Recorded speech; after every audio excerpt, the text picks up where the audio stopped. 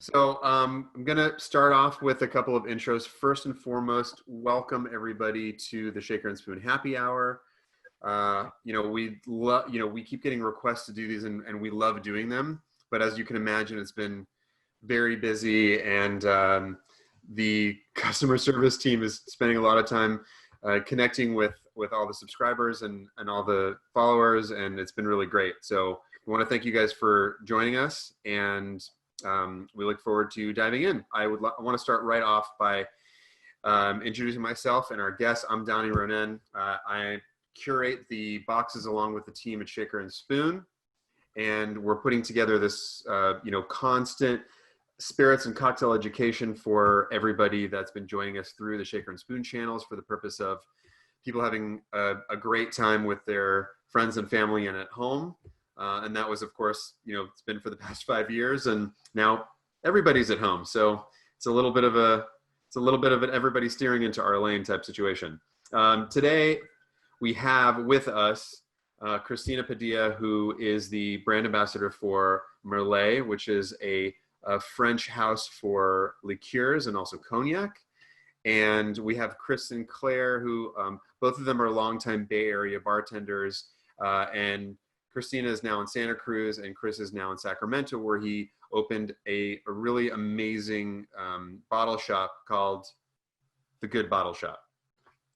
I would say it's more than good, but that's fine. So you're set up. Higher. Can't see it. There we go. So without further ado, what we're going to start off with is, for those of you who started off with us just a few months ago, you may have seen in the April 1st newsletter, which was not an April Fool's joke. It was talking about taking stuff that you already have at home to make great cocktails, not even needing any of the Shaker and Spoon supplies, because you never know what people have.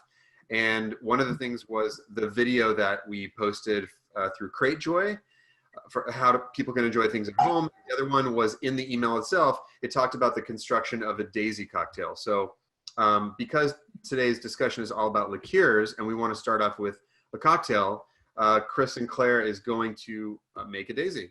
Take it away. Oh, all right. Hi, everybody. I'm really excited to be here. Thanks, Donnie, for having me. Christina, I love seeing your face and your amazing hairdo that you got going on. So for the daisy, I believe you guys already learned about sour structures, right? So your 2-1-1, you're looking at at 2 parts of your booze, 1 part your citrus and 1 part sugar. Daisy is just an extrapolation on that, really. You're just kind of growing that out and adding in a little modifier and adjusting that sweetness just a little bit. So for today, we're because it's hot out here in Sacramento, it's awful. I know in the Bay Area, you guys are like in your 60s, whatever, it's fine. But here in Sacramento, it's as hot as the devil's armpit. So some good still strength tequila to chill you out. We're gonna just do 1.5 ounces of tequila on this guy. And then I like for my daisies, depending on a good classic version of a daisy would be like your margarita, or at least your classic recipe of your margarita, right? So you're gonna look at your tequila, lime juice, a little bit of sugar, something, whether it's agave, whether it's actual sugar syrup, and then like a little bit of Cointreau would be your classic. If you remove out that orange liqueur, then all of a sudden you have like a Tommy's margarita, so your tequila, lime, agave, and that's it. And that just all of a sudden now that's just a sour structure. But for this, what I figured we would do is we'll keep it pretty easy. We'll do tequila and lemon juice, and I know that's a little unusual if you're not really used to, if you're only used to doing like tequila and lime. I like tequila and lemon, specifically the Fortaleza with the lemon, because lemons are a little bit more sweet than your limes.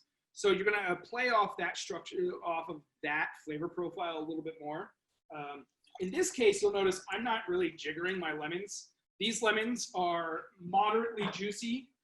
So in this case, I'm just gonna do one half of a lemon plus another half of a half of my squeeze. You are a rebel. You are a rebel. This is how you do it, man. Really, it should come out to being about 3/4 of lemon juice. Then on top of that, I'm gonna take some of the makrut lime leaf, which is kaffir, but apparently that's not a good thing to say. So, and Donnie, thank you for telling me that. And what's really awesome about this is that it's got this crazy florality to it. That's just, it's citrusy, but it's floral, and even just a little bit of spice, kind of on the finishing note. And it adds so much depth to it. But as a syrup, we did 1/2 ounce of that. So as a syrup, it brings so much more to the game. And then I'm gonna take that, and I'm gonna top it off with a little bit of the Crème de Poire Williams from Merlet, and we're just gonna do 1/4 ounce. Now we've hit our daisy. So we've got 1.5, 3/4, 1/2, 1/4. Just to specify real quick, Sinclair, so that everybody can see it, like how we did it in the email was visually. So you have 1.5 ounces of spirit and then 1.5 ounces of everything else, so they balance out. And then on the non-spirit side, you have your sweet and your sour balance each other out. So 3/4 of your sour, which is your citrus, and 3/4 of your sweet. And then your 3/4 of sweet is divided 1/2 of your 1-to-1 simple or your 1-to-1 syrup, and then 1/4 of your modifier. So that is your 1.5, 3/4, 3/4, which again has a little division inside it. And it still ends up to what Donnie was saying with the 2-1-1 for your sour recipe. So it still fits the same structure. You're just modifying it just a little bit, which is why these get called modifiers. I'm gonna shake this bad boy up, so forgive me while it gets a little noisy. Make sure whenever you shake that you have a good time, because shaking is half the fun of bartending. And so you can always do a little dance, especially if other people are watching, you know, so you get a little cha-cha. Really can't help himself. Ladies and gentlemen, Christopher Sinclair. There we go. And we strain. Now I've got my special glass here because I'm a fancy bitch and that's what I get to do. Is this glassware that you carry at this? Do you carry glassware at the store as well? Oh, absolutely. I don't carry this glassware.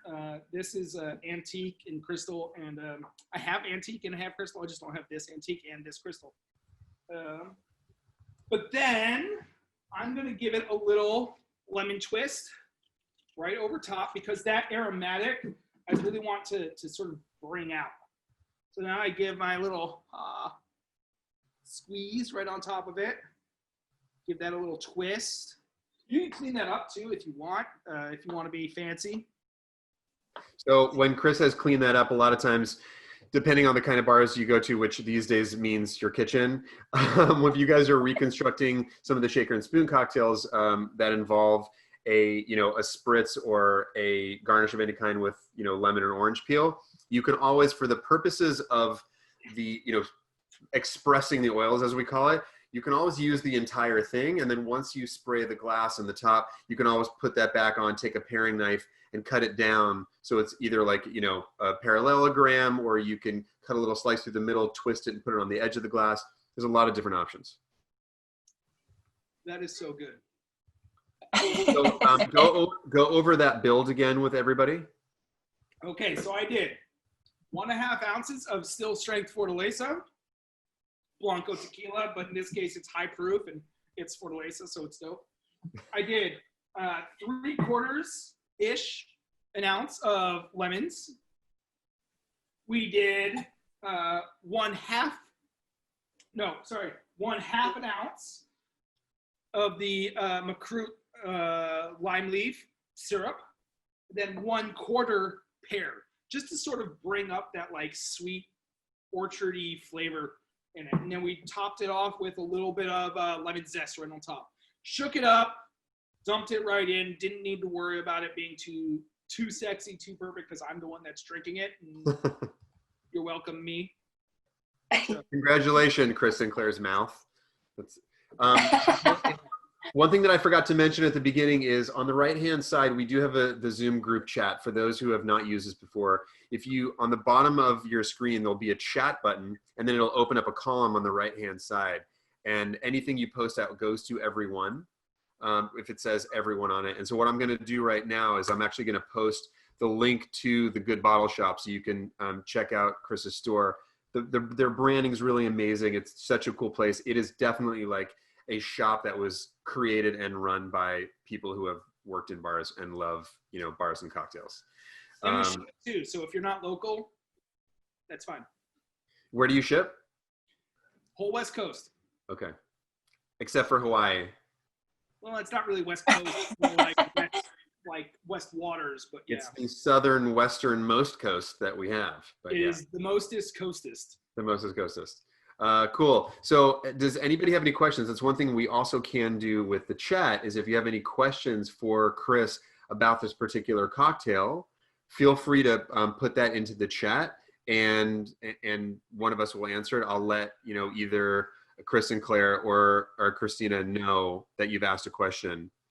Yeah, the lime leaf syrup's pretty amazing.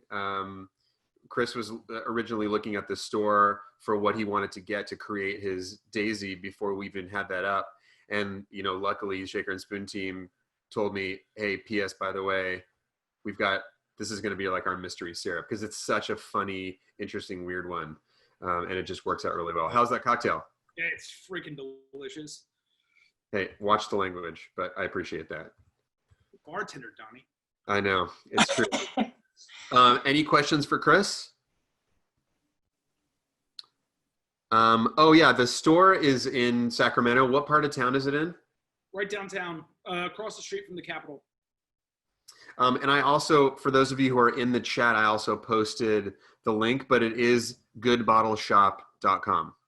And at the end, when we're going to do a little recap with the recipes and things tomorrow in the group, so that you'll be able to recreate any of these cocktails on your own. And in addition, everyone's Instagrams will be there as well. And Shaker and Spoon will also post that here on the right-hand side. So you can follow Christina, Chris, Merlet, the store, me, everything. Let's move on to Liqueurs 101. Oh, wait, type of portions. Oh yeah, sorry. One other last question. Can we use the same type of proportions for all sorts of cocktails? So actually, Chris, I'm gonna let you take that. Yeah, definitely. I mean, this is the really important part about learning formulas is that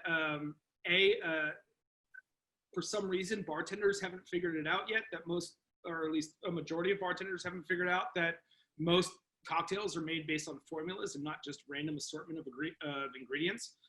So if you stick to that, it's going to be really hard to go wrong, and it's going to be really up to you what sort of fun flavors you come up with. And you're never really going to go terribly wrong, so you're not going to dump anything, but you'll find some magic that happens along the way. If you're and then it comes up to you, you know, like when you come across this really magical ingredient that you want to use, you can tweak that recipe, and you could take the Merlet and this pear, and you could make that your core ingredient, and then switch it up with your citrus, and then add a touch of your spirit to that. Or if you have a liqueur that you've never used before, you just plug it into a recipe that you've used that you know is kind of tried and true, just to see how it does. The 2-1-1 recipe for like your sour also creates daiquiris, right? So your rum, lime, sugar, and that most bartenders who know rum and who love rum automatically plug their rum into that recipe just to see what rum does, and then they alter it to this Daisy recipe so they could see what plays well with that rum, right? So it's a great way to get to know an ingredient really well, is by sticking to these formulas and just playing in and out and just seeing what they do. There's a reason that classics are classics, and people take those and do spins on them.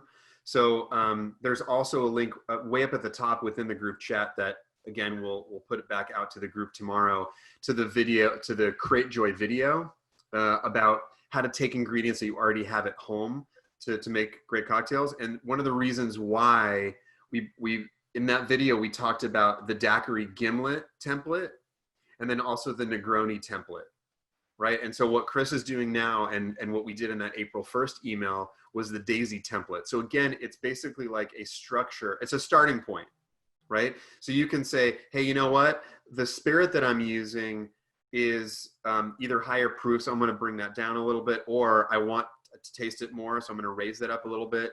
Or the syrup that I'm using, although is 1-to-1, is a very powerful flavor, and the liqueur is not showing up, so I'm going to reverse those. So the syrup is only the quarter, and then the liqueur is the half ounce. So it allows you to have at least a starting point, a framework from which to build upon, and then as Sinclair said, you'll really find some magic while you're looking. Any other questions? Are we good? Oh, I see, Joanna, more question. Got the 2-in-1 before adding a modifier. What's the formula? The formula is going to be 1.5 of your base spirit, 3/4 of citrus, half of your simple or your 1-to-1 syrup, and then 1/4 of your modifier, meaning your liqueur. That's the standard Daisy recipe. Again, we'll post that tomorrow in the group. And if you still have your April 1st email from Shaker and Spoon, it's all laid out in there. Pretty well done with the graphics and everything. Good? Awesome. Nice hat, by the way. Cool. We're going to move the conversation along to Christina, who is going to do a Liqueur 101. And I have the images prepared for you whenever you need. All right. Hello, everybody. Thank you for having me today. I'm going to take you on a brief little liqueur adventure. Just kind of going through the definitions and what makes a liqueur a liqueur, in addition to what makes a crème a crème. You want to pull up that first picture? I sure will. I found this lovely, simple definition for you all on the Gentleman Gazette of all places. The Gentleman Gazette. The Gentleman Gazette. So basically, everybody see that? Show me thumbs up. Okay, great. So a liqueur is an alcoholic drink composed of distilled spirits and additional flavors such as fruits, herbs, can be spices, and then some added sugar. Liqueurs tend to have a lower ABV, ranging from 15 to 30%. A liquor is generally used to describe a distilled beverage, the ABV generally being around 40% or 80 proof, which would make going to a liqueur store way different than going to a liquor store. Yeah, but it would be pretty sweet. Get it? Ah! Anyway. Yeah, thank you. So where a liquor is generally used as a base for a cocktail, a liqueur is generally used as what we would call a modifier, which you guys are all pros at now. We can use this in a cocktail equation, subbing a liqueur for the sweetener, as you guys just discussed, to add depth of flavor, or as an added ingredient to increase complexity and possibly give your cocktail a mild ABV boost. I'm a big fan of a stiff drink, so I don't always follow that balance. So for example, you can consider adding, let's say, some Merlet strawberry to a margarita to give it a strawberry margarita flavor versus subbing the strawberry liqueur for your agave sweetener or orange liqueur element. So kind of two different ways to adapt with your liqueur. Liqueurs are also an excellent way to modify your soda or tonic water for a low ABV session sipper. They can also be enjoyed unadulterated, neat, or just on the rocks if you're into that kind of thing. And I can confirm that they are great to cook with. The Merlet Trois Citrus is excellent in a lemon bar. Slide 2, please. Okay. So, hey, it's a French guy. This is the lovely Luc Merlet, and this is actually the Liqueur distillery.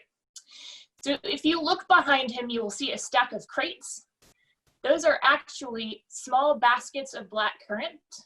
And then behind that are the stainless steel storage tanks.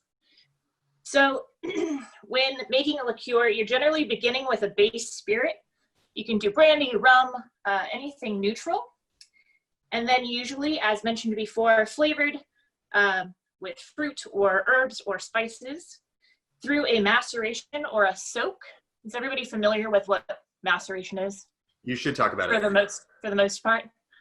And then sugar is added. So in the case of Merlet Crème de Cassis, the fruit is carefully placed into a small basket as to not rupture it. You want those to be full and undisturbed. Prior to, they do like a really fresh fruit fine puree, and then it's pumped into those tanks having a neutral spirit and water. The neutral spirit's about 25%, and they pump the puree into those tanks to rest and soak or macerate and impart the flavor of the fruit. Does that make sense? Everybody follow? There's a really cool video that Merlet did that's only about 7 minutes long. We don't have time to show it, but I will post the link of that as well. Although it's made by their brand, it really does give you a sense of the process of liqueurs in general. And it is a very French style, but for the most part, liqueurs are made in a similar way. And that video is really cool just to see the fields of the black currant, which is what crème de cassis or cassis is, and just kind of the thoughtful process that goes into making a fruit liqueur. Where are we? So then once those are pumped into the tanks, they are rested. Generally with Merlet, it depends on the fruit. For the black currant, it's about a month. Some rest for between 3 and 6 months, depending, to reach that flavor profile that Merlet is known for. Merlet likes to say that they are infusing alcohol with fruit rather than the other way around. So they have a very true fruit flavor, which I love to work with as a bartender. Slide 3, please. Okay. So here's Luke kind of showing how to hand pick through the fruits and kind of demonstrating how to find its ripeness. They go through each berry, making sure that, or in the case of any of the fruits, for most fruit liqueurs that are thoughtfully made, they're hand picking the best fruits to go into that puree to macerate and impart the flavor. So in the case of Merlet Crème de Cassis, I'm just using that as an example because it's easy, it's fun, it's delicious. That is 100% estate grown. As I mentioned, the fruit is almost cradled until the crushing process so that it can maintain its freshness and intense flavor. Then it is rested in the tanks. They taste it every 2 to 3 days until it is ready and they have their ideal flavor. And then the sugar is added. So in the case of fruit liqueurs, it is generally 100 grams per liter of sugar to make a fruit liqueur. Now to make a crème, it is 250 grams per liter. And to make a crème de cassis specifically, it is 400 grams per liter. And does everybody understand that a crème is not a dairy product? I think it's an important distinction to make because if you right? see something on a label, sometimes it's going to say crème and it's going to be French. People are going to potentially think that it's something that it's not. Assume, yeah. So there is not any dairy in a fruit liqueur, generally speaking, but you can find creams in other crèmes, if you know what I mean. Can you say that 10 times quickly? What's that? Can you say that 10 times quickly? Creams and other crèmes? Oh yeah, try to say fine fresh fruit puree maceration. Perfect. So, Everybody say it 10 times fast. So the main distinction is that your crème is going to have more grams per liter of sugar in it than a standard what would be called liqueur. Right. So where a crème is a liqueur, not every liqueur is a crème. Okay. And that is based specifically on the sugar content. Now, do you think it's called crème because that extra sugar gives it more viscosity?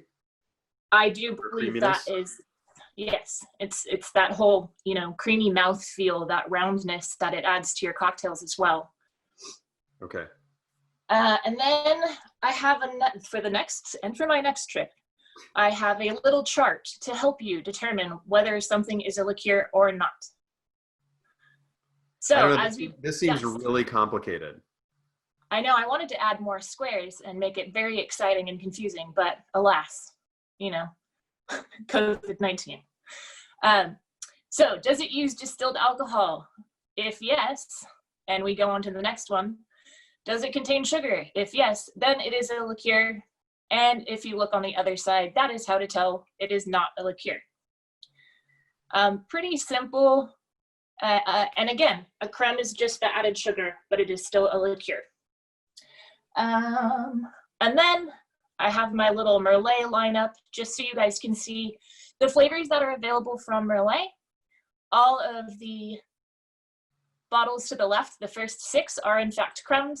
The one on the right is actually the Trois Citrus that I mentioned earlier, which is just our orange liqueur, which is quite bright, vibrant, dry, lovely to play with. And there you have it. Perfect.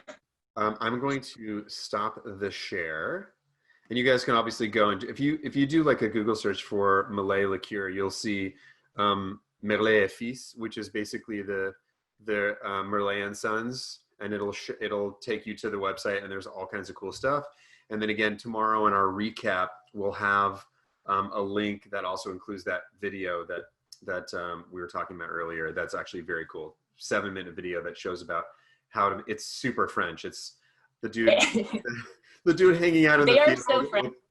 with his French accent. It's just a very straightforward video on how they're made, but it's fun to listen to him wax poetic. Yes, Luc Merlet and his brother Jean-Pierre. Yeah. But yeah, it's a great family that's been producing cognac since 1850.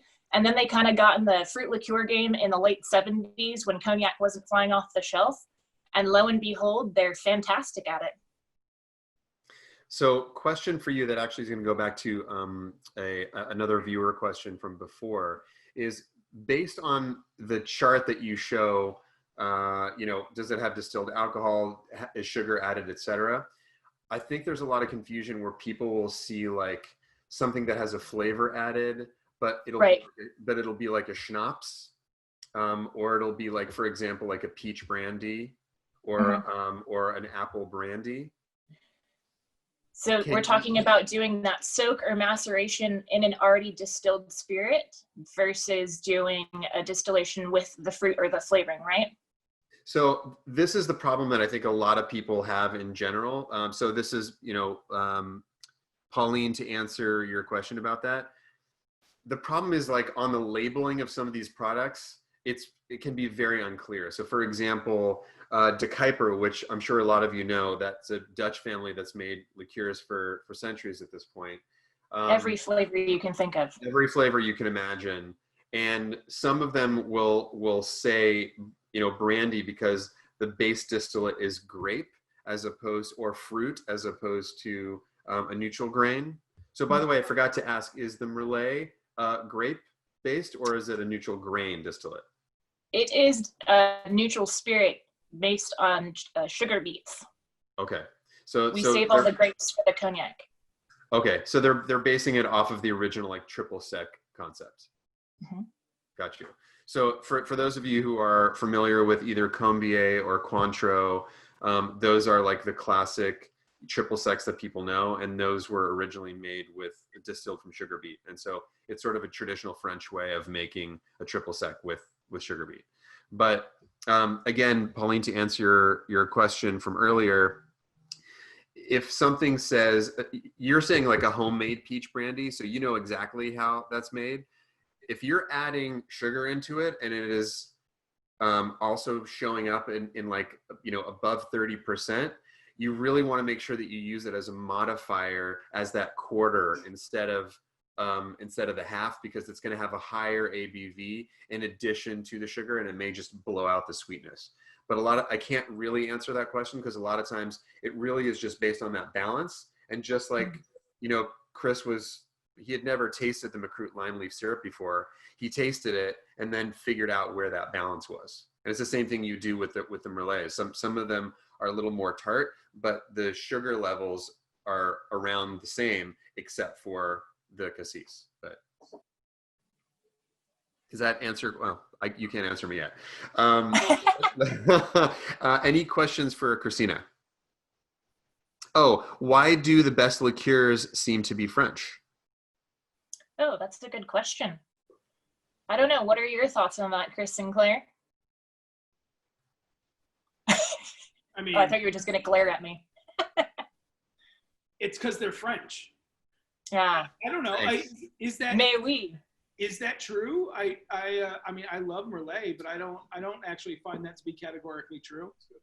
Well, I mean, let's see. We've got multiple French producers of great liqueurs. There's Merlet, there's Briatet, there's Combier. There's Bouteille, there's Giffard, Marie Brizard. Brizard. Do they just have better I don't know fruits? what I'm talking about. It's obvious.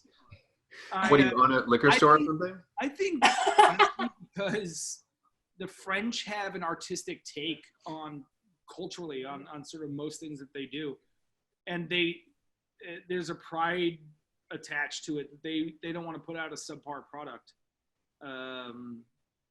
They want to find like a true expression of a flavor, right? I mean, you find it across the board, whether it's with great brandies, Armagnac, Cognac, eau de vies. You find it with even French style rums, right? I mean, it's just that it's culturally. They just want to find something that's they want to find the expression of what that is and like release that true expression into the world and into your glass. Right, with that was the best authenticity and integrity. You said that was the best inflection of an answer. Frenchy kind of answer. It's a very Frenchy answer. It's fine. I had a dream last night about France, by the way, but we won't get into that. Okay, thank you. We do have a question. This is something that someone asked earlier, which is how we got. I don't know if it's the same person that was asking about it in the group earlier in the week, but Christina, do you know if Merlet is in Texas? Ooh, that is a good one. I do not think it is in Texas yet, but I can definitely get that answer to you by tomorrow. Okay. That's enough. There's this magical thing where like we ask a question by the end of the day, and then you wake up and there's an email from France with an answer. It's great. I know. Should I text my friend in Houston right now and ask her if she has it? For the most part, there is a finder on their website. So if you go to the Merlet website, it does show you. There's like a thing where you can type in your zip code and it'll tell you. The person that was asking about Texas last time, it wasn't showing up on the Merlet website, but that was what reminded me of Violet Crown, which is what I put, which is how I answered in the group. There's some very cool liqueurs that are made in Bastrop, just outside of Austin, that are really interesting. But I used to live right there. Did you? Yeah.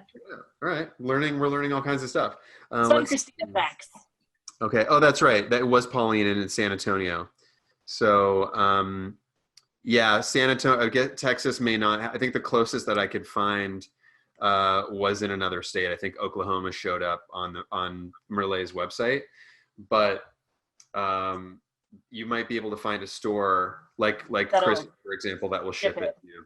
Mm-hmm. Yeah. And quite frankly, it's always great to have two things side by side where you can test out like a classic French liqueur and then find something that's made close to your hometown, which is always nice, right? Or take a road trip to Oklahoma to pick up some Merlet. Cool. Any other questions for Christina? Someone asked about Minnesota and Michigan. Again, if you guys go to the Merlet website, type in your zip code and see what comes up. Those things are, especially with COVID, they're not going to be perfectly up to date, but you can always message someone or find a store in a nearby state who can ship it to you. Or someone, Laura G wrote on here, road trip. Always a great idea. Yeah, I think that now is a tough time to gauge that with as well, with people not able to order as often as they usually would, et cetera, et cetera. So it may exist in a state, but they may not have ordered. So many different possibilities right now. Right. And especially in Texas, because it's a 4-tier state, honestly, suppliers are going to be the last people to know whether or not their product is sold out, because it'll take a minimum 1 month for the local distributor, who's not really a distributor, to find out through the state of Texas alcohol distribution whether or not it's still even in the state. So Texas is a little bit of an issue. This actually leads us directly into the next topic, which we want to make sure that we cover this every month, particularly now that we're still in the middle of COVID, the status of the hospitality industry. So last month we discussed the current plight of bartenders, who's been helping, what's been impactful, but obviously so much has changed, and then changed again, and then changed again in the past, month, that we wanted to tackle this. So Christina, I would love for you to talk about it from the brand perspective, and then Sinclair, if you would follow up from an operator retailer perspective. Kind of what I just mentioned before, it's hard to tell who has what right now. It's difficult to know if someone's going to even be open tomorrow or not. So it's difficult to perform my job as a supplier or as an ambassador, knowing that everybody shouldn't necessarily be prancing around while there's a virus running rampant, especially in California, where we just surpassed New York. So I guess that's kind of my view on it. I mean, and it's also such a touchy subject for some people. So I think people feel very vulnerable, and it's a delicate topic. And so I would feel bad to say that, in the time of COVID-19, we need to discuss alcohol sales. The importance is that you're healthy and that we're all enjoying stuff together this way, so that we can continue to enjoy stuff together in person in the future. Oh, Perry asks, what are the bottles on your right? But we'll get to that. So we'll get to that. It'll come up later. Sinclair held them up too. Yeah, that is true. That is true. And Sinclair, what can you say as far as not only as a longtime operator, being in operations as a bartender, and what you've heard around town and in the Bay Area in general, but also as a retailer, what would you say is the current status right now, and the way that the state is changing its laws, either helping or hurting you? Well, that's a really big question. I would say California, I operate within a bubble. We'll say that. Both in terms of what I know in ters of the industry and my view on politics, because my store is literally located directly across the street from the Capitol. So every single protest that comes through town affects me in positive, negative ways. I see it, I'm affected by it. It stops people from coming to my door, or it attracts people to come to my door anyway. So my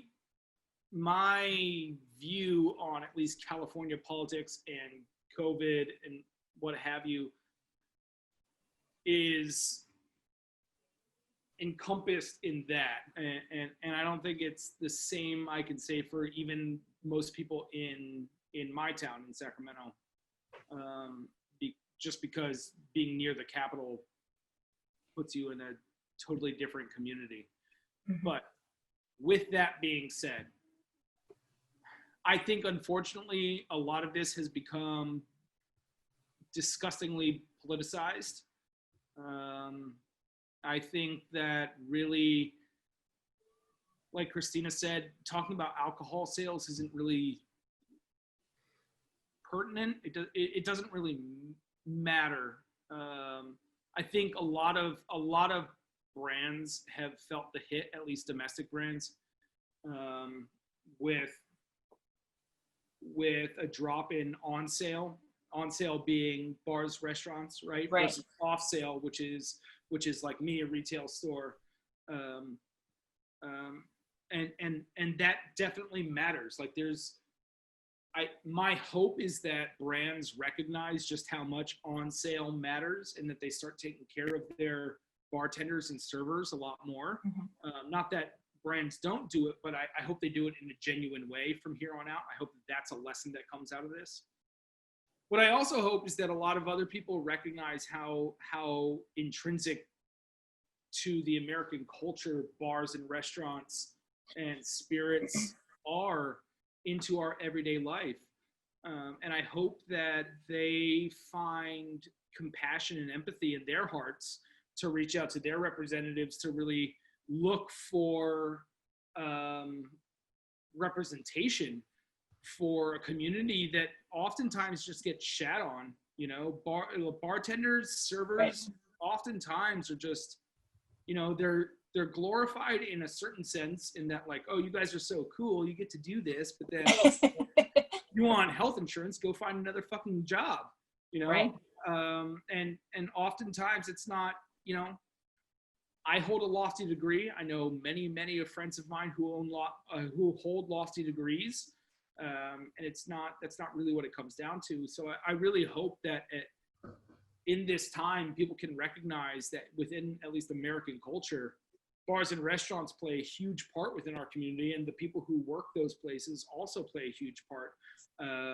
Usually towns grew around the saloon. They grew around the area where people would gather. So for the most part, that is the bar, the restaurant, the place where there was entertainment. And by the way, your lofty degree is not helping you from, you know, using potty mouth words, Chris. Nor will it ever. Are you kidding me? Again. Yeah, but also just bartender. Recognizing how integral socializing is for people. Yes. You know, some people can go without it, and some people just absolutely cannot. And it's causing for very intense situations out there on the streets, I feel.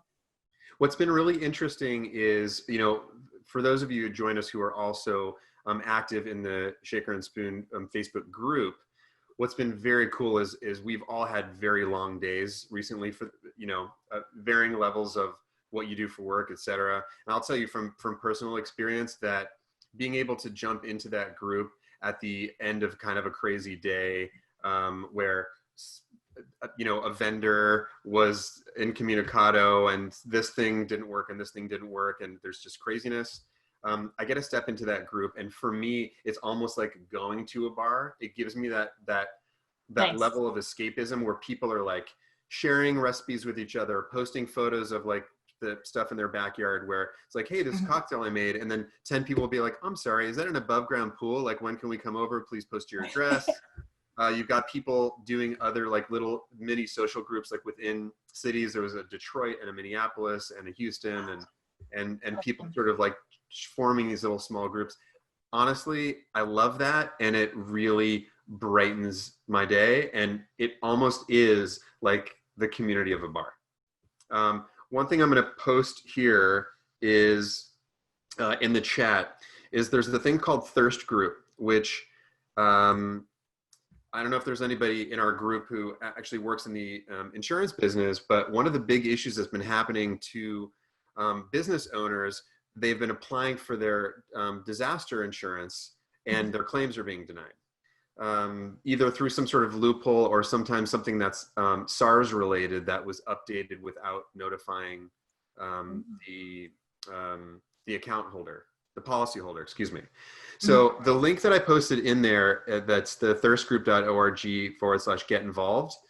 It takes about a minute, and you put your information in there. And the most important part really is whether you are, you know, any business owner. It doesn't have to be food and beverage, and your zip code. Like, those are the things, like, your information doesn't get used at all, but it helps the people who are the community organizers across the country who are in communication with their legislators, who sit on the insurance committees, either in their state Senate or their state assembly. And it's going to help legislation get passed. So just in the past week, we've had successes in both California and Massachusetts to you know, keep these businesses afloat.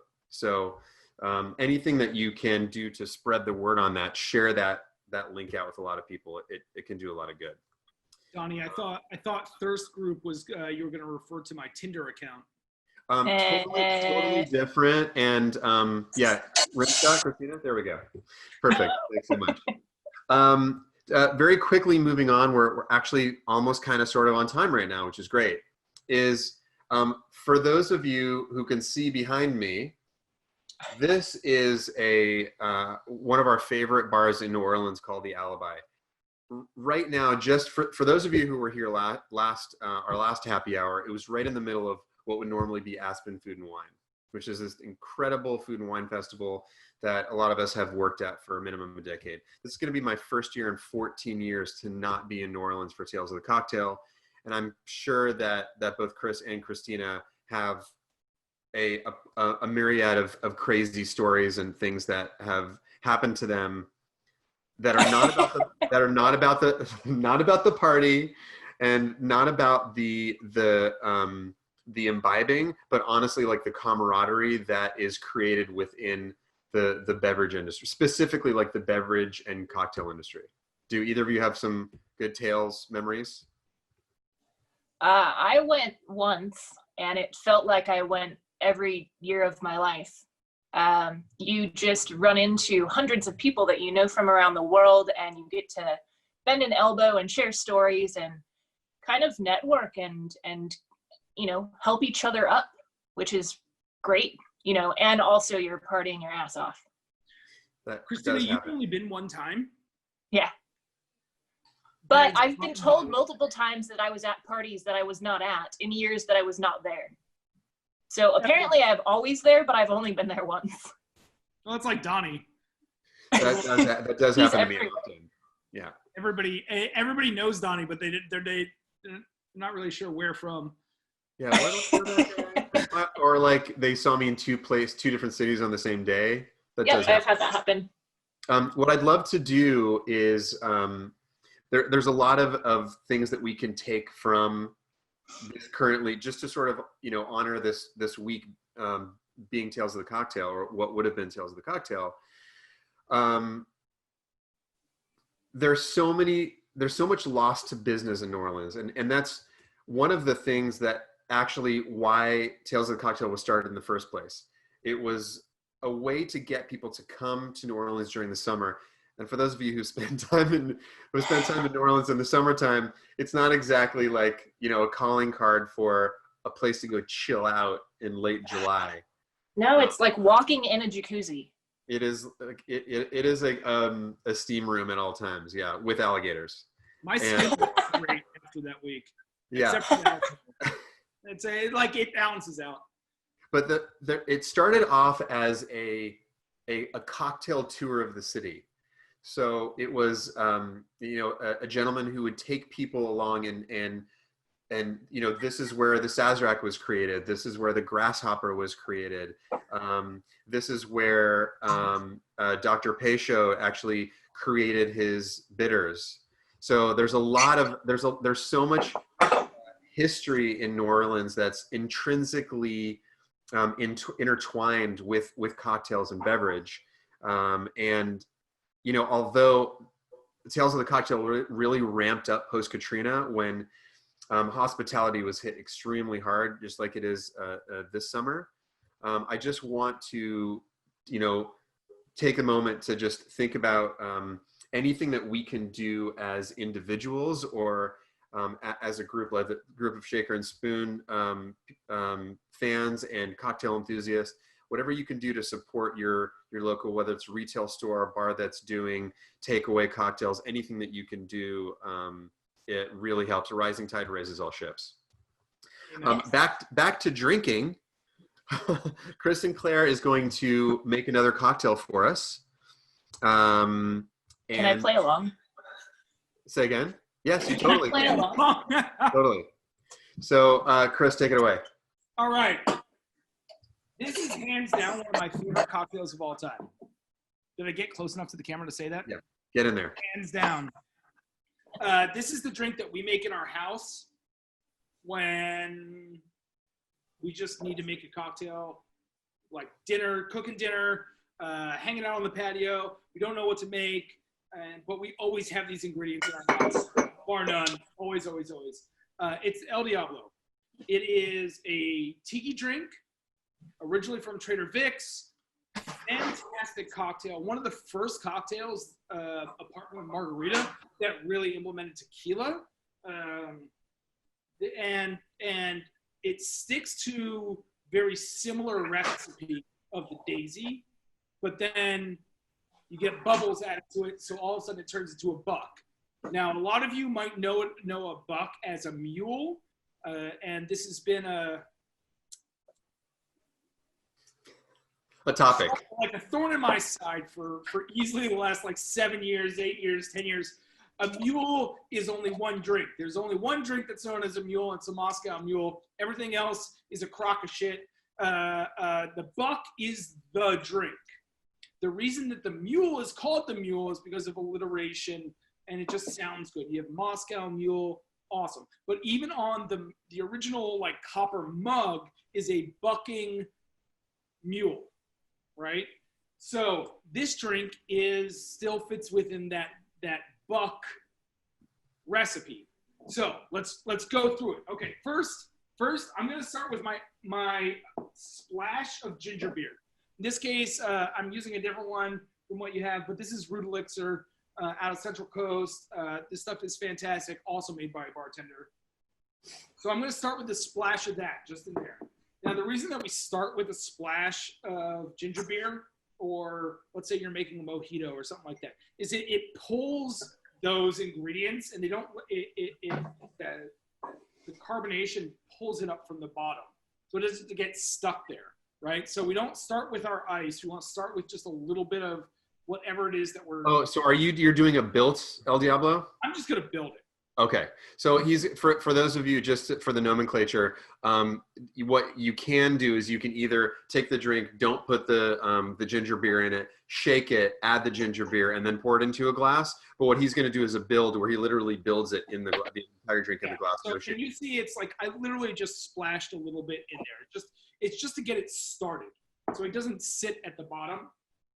After that, I have my Crème Cassis. Yeah. And again, this should be measured out, but in real life, when we're doing it at home, you probably don't have a jigger. If you have a jigger, awesome. I go a little bit heavier on my cassis than probably just because I like the flavor, especially Merlet. Well, half an ounce to 3/4. But in this case, I'm legit just gonna do like a 3 glug.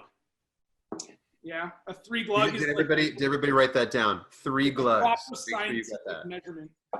You got 3 glugs in there, so we're solid. On top of that, then I'm gonna add my tequila. Now my tequila I'll measure out because I don't want it to be too strong and I don't want it to be too weak. Because if you have too much, it like ruins the drink, right? And it's fun because you get a little buzz a little bit faster, but honestly, like your bottle goes away and then you're bummed because your bottle went away. We're gonna measure it out. So we're gonna do 1.5 ounces on this guy too. Now, if you have a shot glass at home, most shot glasses are 2 ounces. So if you fill your shot glass like 5/6 of the way up, that will be about 1.5 ounces. You should know, Sinclair, that you're talking to shaker and spoon people. They all have tools. So, your advice is great, but at the end of the day, my wife has a tool, but that's just me. I'm the tool. And then I'm just gonna scroll that up. Yeah, and that's just it's gonna mix everything together. Again, I'm gonna go back and I'm gonna top it off with a little ginger beer, a little bit. Now I add my ice. Woo! There you go. Let me put this down. So do you have a bar in the store? You know who you're talking to? See, that's what I'm talking about with the jigger. So I just want you to keep that in mind when you're chatting with this audience. There we go. We're gonna top that off, and I'm gonna use my bar spoon. Give it a little what for. I'm gonna take my lime, cut a wheel with my very dull knife. Now, when I make my wheels, I stay away from the spokes of the wheel. It's tempting to cut along that, but I don't do it. I cut in between the spokes of the wheel because it holds the integrity a little bit better, so it doesn't get floppy. So I have my little sunrise right there. It's real nice. So can you go over the specs really quickly for everybody again? Sure. 1.5 ounces of tequila. 1/2 ounce of your cassis. And then, oh, I missed my lime juice. Damn it. Sorry, Yeah. everybody. You got to go over the syrup and the lime juice for everybody. I'm not really excited about this drink. I apologize. You did say it was your favorite. So there's something while you're adding your lime juice to it. There's some another part of this discussion is just the because he's using the blueberry cinnamon syrup, which a lot of you will know from the spritz box. And then he's also doing a cassis, which again has an ABV, has alcohol in it, but also has sugar content and brings its own flavor, but also a bit of tartness, which is nice. And then the tequila, and then the lime. So you can't necessarily, if you were to get online and just look up any old El Diablo recipe, it's not necessarily going to be the same. Just swapping out the cassis alone will give you a different drink based on how that cassis is made. Just swapping out the ginger beer, like for example, this is one that I used. It's called G's. Oh, it's going to be hard to. It's called G's Hard Ginger Beer. So this is a natural fermentation ginger beer that actually has between 4.5% and 5% ABV in it, and it's bone dry. So if I did that without adding like the shaker and spoon, for example, the blueberry cinnamon syrup, like Sinclair did, it would end up being not sweet enough. And it would have a little more alcohol because I've added something that has its own ABV. So, but if you were to use, for example, like Bundaberg, like Duggan put Bundaberg in everything in his drinks for a while. That stuff is almost 50 grams per serving of sugar. It's very, very sweet. So you can't just sort of evenly hot swap out even between Fever Tree and Q. And what was the one you used again? I used Root Elixir. Okay. And I used a concentrate. Yeah. Oh, got you. Right. So you're going to find a lot of like ginger beer concentrate or ginger beer syrups out there as well, to which you'd add sparkling water.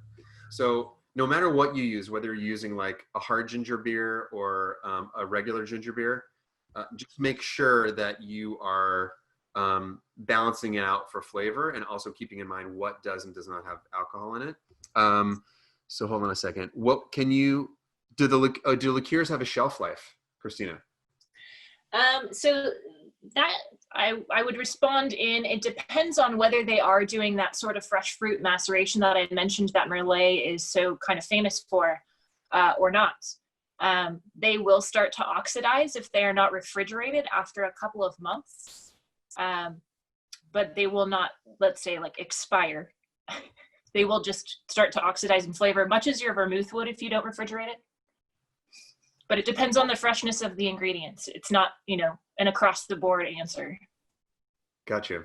Sinclair, how much lime did you end up putting in at the end? Yeah, I see a lot of questions about measurements. I took the Daisy recipe and added ginger beer. That's going to be, right? So we're saying 1.5 ounces, 3/4 lime juice, 1/2 ounce of your cassis, and then some sugar. In this case, so you went the other way. You switch it around because that's the original recipe, and we just wanted a flavor additive, right? So we wanted to add something to it.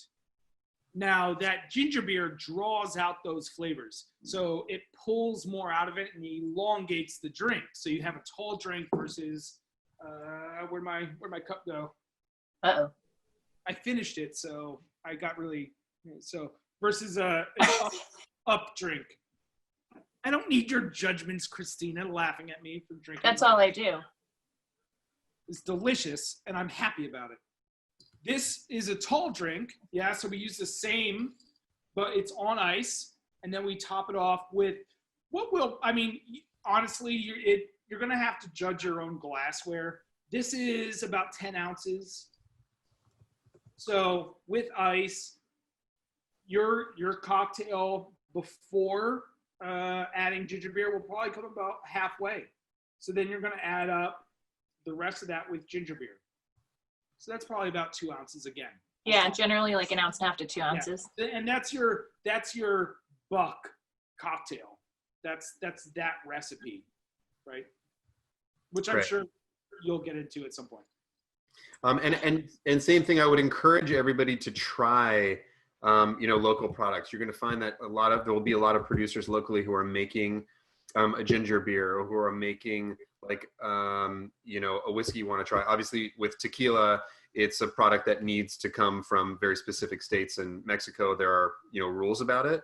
But if you can try and find things locally, especially for a great recipe like this, a great classic like this, why not try something that you can get from around the corner? Just again, you really have to make sure that you check out sugar content, because if you just dump ginger beer in there, you could kill the drink if it's something that has more sugar content in it than Coca-Cola. I strongly suggest people do apple brandy in this like buck recipe, or like an apple brandy Collins, which instead of ginger beer, it's soda water. Same build. So good. So good. Very good. Yeah. More and more people just drink that stuff. Then there's a nice combo between when you have a liqueur that has sweetness and tartness like a Cassis, melds very well together, especially with, there's some like with Applejack or apple brandy. Which one did you use because you were talking the other day that you were messing around with an apple brandy. What did you use? I used Laird's. Okay. Awesome. Any of you who were already a Shaker and Smooth subscriber, I guess 2 years ago when we did the Applejack box, Laird's was one of them. Oh, what is the difference, Chris, between apple brandy and Applejack? Legally, none. You can talk about the jacking. Culturally, yeah. So culturally, jacking is perfect. Culturally, jacking is where you take your I can't even do it now. It's where you take your apple juice and you allow it to ferment in cold winter. And in that time also it freezes. So that fermentation, then you take that top layer that has the ice and crack off that ice, which has a lot of that juice. And then everything gets sort of distilled down in that bucket. So you have an alcohol in that bucket. Now, don't do that. You'll go blind most likely. You will go blind. That's what happened. And so it's a bad idea. But it's culturally relevant because it not only happened here, like this people would do this across the Nordic countries, in Russia. Like it is a very culturally relevant thing for people to do. My guess is the people who did it and survived have a methodology about it that I don't know. So you shouldn't just do it, because I don't want you to like go tweet like Chris Sinclair made me go blind. Yeah. Yeah. Do as he says, not as he does. That's right. But following that period, jacking was sort of poo-pooed upon, for good reason. But the terminology lived on, where people would add like rye whiskey to stop the fermentation, or to add alcohol into that apple fermentation. And so then you ended up with Applejack that way. And that is a historically sort of correct method for creating Applejack as well. So legally, Applejack doesn't really mean much other than being sort of American apple brandy. Historically, though, it went through lots of different trends, and so it's always important to sort of read the label when you see Applejack. Usually, anybody who's making Applejack is doing it for a reason. If they're putting it on a label, it's for a reason. And I would argue that it will probably be really good juice if you come across something that says Applejack versus just apple brandy. It's probably worth drinking. at this point in time? Something to note. Anybody here, show of hands, seen Hamilton?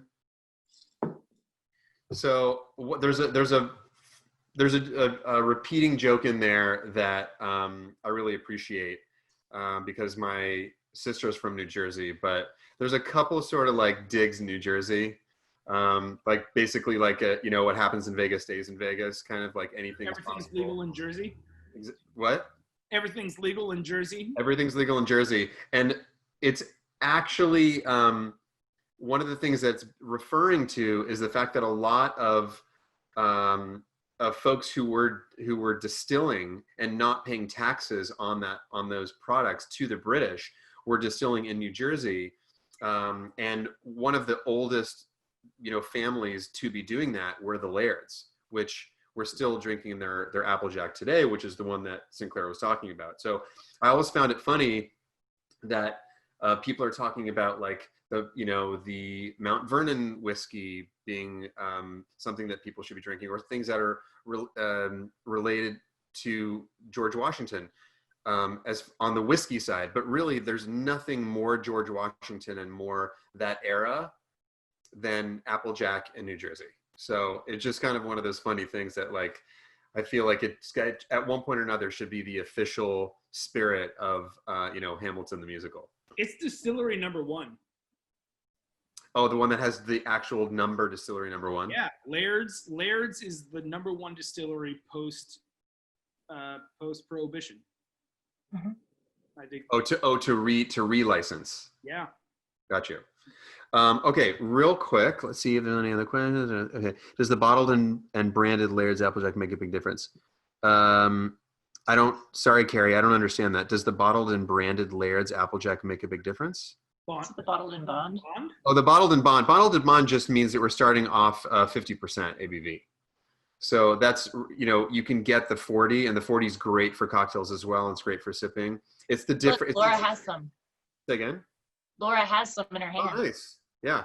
They're both amazing products. And I mean, the best thing is they're both inexpensive. Get them both and try them side by side. There'll be things like certain cocktails like an Applejack Manhattan, where you really want the higher proof, and there'll be other things where you're making more of like a sour and you want lower proof. It depends on your taste. Right. That's a big thing with how I approach cocktails or booze in general, is just drink what you like. Try everything. That's why there are so many different products out there. Find which one sticks out to you and make sure that you're happy with what you're drinking. And if you're lucky enough to have a store like Chris's near you where you are, utilize them as a source. There was a great store that I found, honestly, out in the middle of nowhere, Tennessee, near one of the people who won the picnic blanket giveaway that we did a couple weeks ago. And I had to contact that store so that they could, deliver the alcohol because you can't ship there. And honestly, I called 5 places. I went with that one because they were so friendly and so knowledgeable, and it was a very easy decision. So, use your local resources. There's hopefully, for your safety and security, hopefully Chris Sinclair does not live near you, but there is someone that is maybe as knowledgeable as he is that lives, close to you. And can help you I'm out. willing to drive. What I would really like to do before we move on to our quick quiz is I really would like to do a toast like we do every time, a toast to hospitality. And also tomorrow is National Tequila Day. And so in addition to, those secret little bottles somebody was asking about in front of Christina over there, is also the tequila that Chris was using for his cocktails. It's called Tequila Fortaleza. And the way that they're celebrating National Tequila Day is on Saturday, they're doing a virtual tequila distillery tour. And we'll post that link as well. You have to register for it beforehand. It's Saturday, 11 a.m. Pacific. And we'll send off that link. But for the time being, raise a glass to all of you, of course, to the whole Shaker and Spoon family, to everybody in hospitality who's working really hard to get this the ship righted, and cheers to all of you.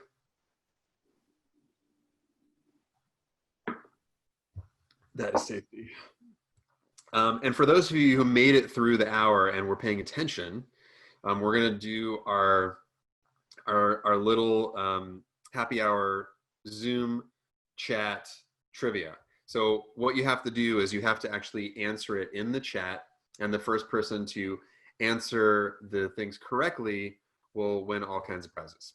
I don't know if did they get posted what the prizes are? I'm going to leave that out because it's not important.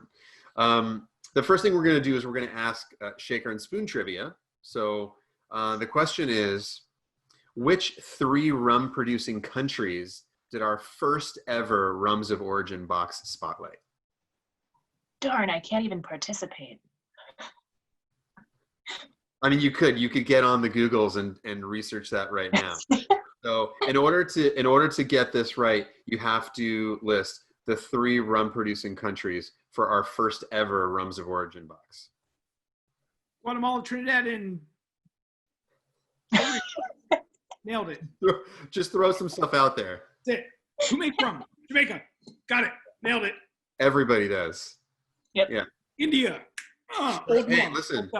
Stroh's 80 from Austria. Stroh's. Or Ron. So I used to sell Stroh's at Red Rabbit, and I had Europeans come in and laugh so hard at the fact that they're like, this is what the bums drink. They would come in, they'd be so excited to see it, and then so disappointed at the same time.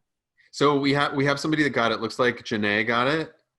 And I mean, I can tell you that it's yes and no, but for all intents and purposes, that's where like the 3 bartenders were from.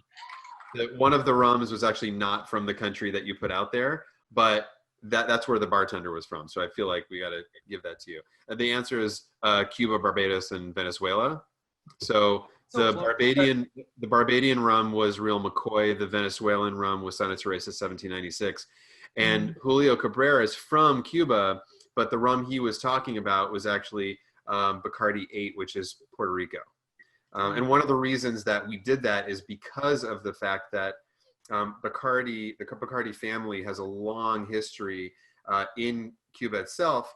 And also we wanted you guys to be able to get the rum that he was putting in the cocktail. Had it been the Havana Club out of Cuba, you would not have been able to buy it legally in the United States. So congratulations on that one. And then the second question, I'm going to let, it's a 2-parter, and I'm going to let Christina ask it. It's our Liqueur 101 trivia. Ooh, wait, is this combining both Chris and I? Yeah, it is. It's the 2 questions you laid out. You can ask him both because he looks puzzled right now. So I'm going to let you ask both of them. Well, the first part being how many grams of sugar per liter is needed to make a Cassis liqueur, a Crème de Cassis. So many people were listening. And those answers came. But then the follow-up was kind of, where did the El Diablo first show up? So you guys have to get both. So stick with your first. Make sure that you answer both the first question and in the same post. And show up. What I mean is, what sort of publication or where did it come from? We already have a winner. Perfect. Yeah, it looks like Pam won that. Is that right? Oh yeah, Pam just hands in the air. It looks like she got both of that. That was some quick typing right there. Although I did like Ryan's guess that it's Sacramento, that it was created in Chris's house. I don't really think that Chris was around in 1946 when that book came out, but it's a great guess anyway. It was 400 grams per liter for the Crème de Cassis, and then Trader Vic's was the book that came out. It's called Trader Vic's Books of Food and Drink. Was 1946, and that is actually a long Bay Area history of Trader Vic's as well. The first one being in Oakland, and now the current Trader Vic's being in Emeryville. So when the world opens again, people can go places. Highly recommended that you come and do a full tropical bar historical tour, which you can do just in San Francisco and around the Bay Area. It's incredible. Like between. Yeah, but I also always tell people to go to Trader Vic's at sunset and sit in the bar. Yeah, absolutely. Yeah. You're not going to get a better view. Yeah. You got Tonga Room, Smuggler's Cove. What's Justin Liu's place that's so great? Is that Last Rites? Yeah, Last Rites, incredible. And then of course the two that are downtown. You've got Zombie Village. Yeah. And Pagan Idol. Yes, I mean incredible. And then of course Forbidden Island in Alameda, where Martin Kate was before he opened Smuggler's Cove. Just really so many great places to go that are tropical, and you'll walk in and like I was saying before about the Shaker and Spoon Facebook group, you walk in and honestly like forget about what's happening outside the doors. It's really. I want to thank everybody for joining us today. I'd love to thank both Christina and Chris for taking your time out to do this. It was really fantastic. I hope you all enjoyed learning about liqueurs. And again, as part of the post tomorrow in the group, Shaker and Spoon will include some of these links and some of the recipes and some of the online references so that you follow up on that, like the 7-minute Merlet video, the Frenchy video. And for the time being, just cheers to all of you. Hope everybody's well where you are. Cheers to you and your families, and we love having you. And I'll also provide both of my email addresses if you have questions regarding Merlet or Fortaleza. Feel free to reach out. Perfect. And for those of you who are in places where Chris and the Good Bottle Shop can actually ship, they do have some really cool stuff, some of which we use today. And for those of you who are in states that maybe don't have Merlet, Chris, if you can check and see whether or not you can legally ship there, it's easy enough for them to get them from you. I'll try. You did say you'd hop in the car. You did say you can drive. I'll drive. Yeah. It's all good. All right. So the prizes are going to allow you to recreate some of these drinks. So one of the prizes is going to be a bottle of Fortaleza Blanco, Blanco Tequila. Those are the cool ones that Christina has over there, and the one that Chris used with the actual agave cork, which is super cool. And then you're going to, one of the winners is going to get the Shaker and Spoon blueberry syrup, and so that they can recreate, and the Cassis and the tequila to recreate that. And then the other one's going to get the Crème de Pêche and the Shaker and Spoon makrut lime leaf so that they can recreate the daisy. And that way you can make a daisy with whatever base spirit you have. It's going to be pretty great. I think that Chris's idea of doing it with Blanco tequila is great. I think that cachaça would be pretty amazing. White rum would be pretty amazing. I really think that a sharp white spirit is going to work out really nicely with those two flavors. So again, thanks to everybody. Looking forward to the next one, and see you out there in the world of cocktails. Bye, guys.